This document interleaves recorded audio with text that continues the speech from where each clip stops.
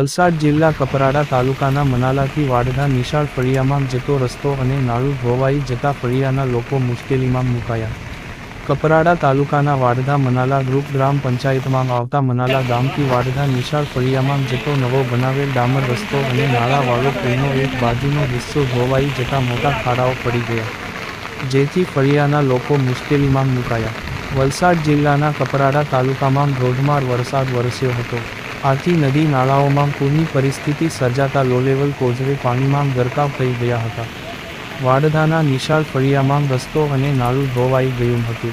ચોમાસા પહેલા જ બનેલો નવો રસ્તો અને નાળું ધોવાઈ જતા લોકો પરેશાન થયા હતા. ગામની મુલાકાતે ગયેલી સંવેદન ટીમે લોકો સાથે વાતચીતમાં ગામના લોકોએ જણાવ્યું કે આ નાળું અને ડામર રસ્તો ભારે વરસાદના કારણે ધોવાયો છે, જેથી કરી આ નાળું અને ડામર રસ્તો વહેલી તકે બને તેવી ફળિયાના લોકો માંગ કરી રહ્યા છે.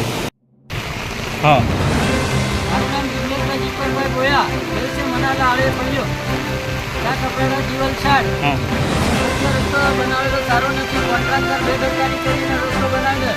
મેટલ નથી વધારે લાગેલો, કંટ્રોલી પર દબાણ કરીને રસ્તો ડામર 2 કે 3 ઇંચનો જેવો બનાવીને જતો રહેલો છે. અત્યારે નાળું સારું બને, તાત્કાલિક બને એવો અમારી દરખાસ્ત કરેલી છે. આમ વાડધા ફળિયું નિશાળ ફળિયું અહીંથી રસ્તા ઉપર મતલબ વસ્તી વધારે છે, ઉપરથી બી આવે ને પેલા ફળિયા પાનોથા ફળિયામાં છોકરા બી આ ભોયા ફળિયામાંથી છોકરા બી એ લોકો પણ અહીંથી જ આવે એમ અવર જવર માટે વધારે ઉપયોગ થાય.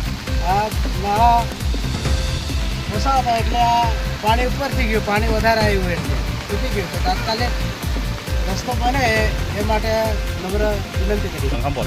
આ જે ડામર છે ને નાળું જે વધારે પાણીને કારણે બધું ધોવાઈ ગયું અને તૂટી ગયું એ તાત્કાલિક બને એવી અમારી નમ્ર વિનંતી. મારું નામ બબનભાઈ સોમાભાઈ જુટિયા, હું નિશાળ ફળિયાનો રહેવાસી.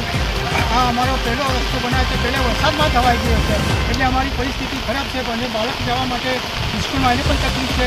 તાત્કાલિક એની સુવિધા હવે કોઈ પણ મારી એટલી અપેક્ષા છે.